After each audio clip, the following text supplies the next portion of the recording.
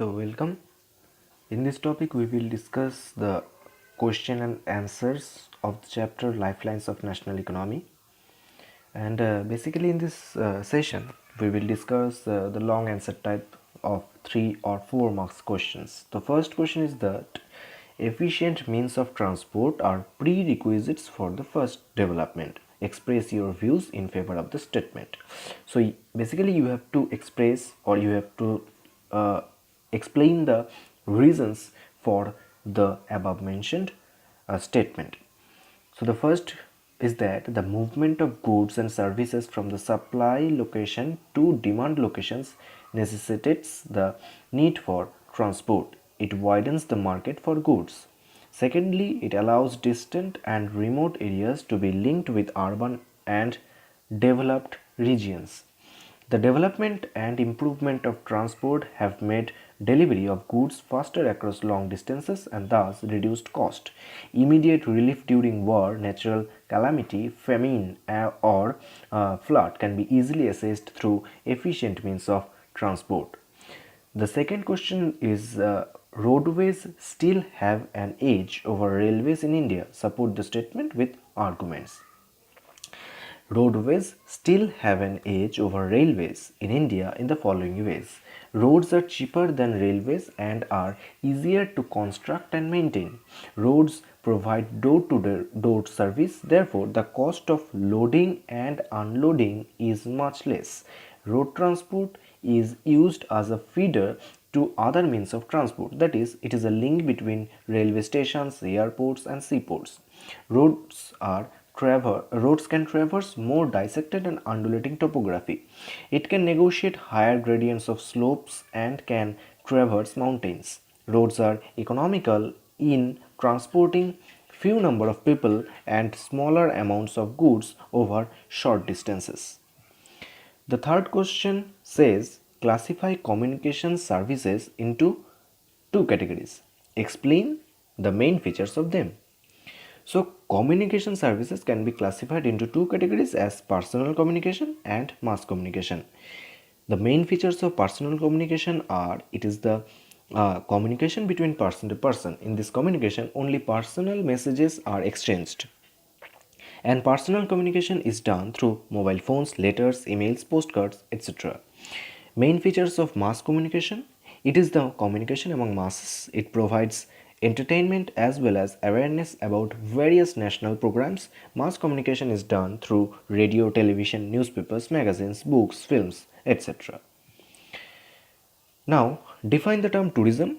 Why is tourism known as a trade? Explain the statement. So, tourism means an activity of visiting places, especially in foreign countries, for pleasure. It can be within your own country also.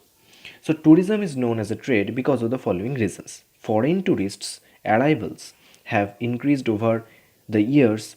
5.78 million foreign tourists visited India in 2010. It contributed 64,889 crores as foreign exchange in the year 2010.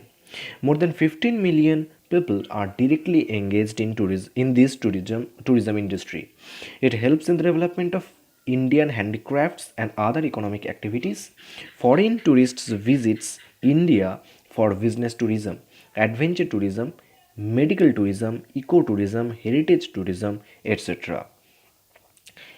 Why is travel more important or more popular in the northeastern states of India? Explain. Air travel is more popular in the northeastern states of India because of the following reasons, which are: northeastern part of the country is marked with the presence of big rivers where other means of transport cannot be laid, or even if they can be laid, they are very much risky and dangerous. It is marked with dissected relief that makes it impossible to access the area through other means of transport other than air.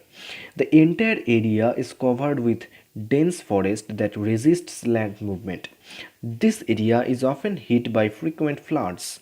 Air travel is thus required. It has a long international frontier that requires quick response, which is possible only through air transport. The sixth question is that explain any five major problems faced by road transport in India. The road network is inadequate when volume of traffic and passengers are taken into consideration. Nearly half of the roads are unmetalled and it limits their usage during the rainy season. Roadways are highly congested in the cities with frequent traffic jams. Most of the bridges and culverts are old and narrow. The national highways are inadequate too. The seventh question is that describe any three features of waterways in India. They are cheapest means of transport for carrying heavy and bulky goods. They are fuel efficient. They are an eco-friendly mode of transport, however, the slowest means of transport. Eighth, the question number 8. Explain the importance of railways as the principal mode of transportation for freight and passengers in India. So the reasons are railways have contributed to the development of multifarious activities like business, sightseeing, pilgrimage and tourism along with the transportation of goods over long distance. It is an important means of transport for long distance travel with ease. It has binded the economic life of the country that has accelerated the development of agriculture and industry by carrying the raw materials to the industries and distribution of finished goods to the consuming markets. Question number 9. Analyze the physiographic and economic factors that have influenced the distribution pattern of the railway network in our country. The reasons or the physiographic and economic factors are mentioned here. The northern plains have dense network of railways due to extensive level land, agriculturally and industrially productive region and support high density of population which is favorable for the development of railways. In the hilly regions of the north and the peninsular plateau regions, railways are constructed through narrow gaps or tunnels.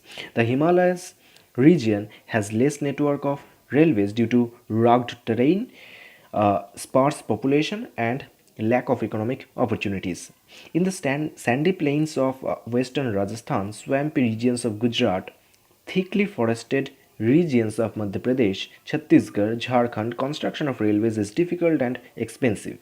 Recently, the development of Konkan Railway along the western coast has contributed to the movement of goods and passengers through the passes and gaps along the western ghats to link the most economic region of India. So last question in this lecture is road transport and rail transport in India are not competitive but complementary to each other. Justify the statement. Road transport is more suitable for short distances whereas rail transport is more suitable for long distances. Road transport is economical in transportation of few persons and relatively smaller amount of goods over short distances, whereas rail transport is more suitable for large number of people and heavy goods.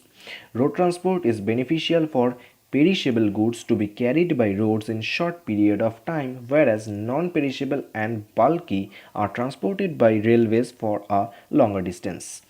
Road transport increases the efficiency of railways. Road transport links the rural areas with railway stations. The deficiency of railways is compensated by road transport. So thank you and see you in my next lecture.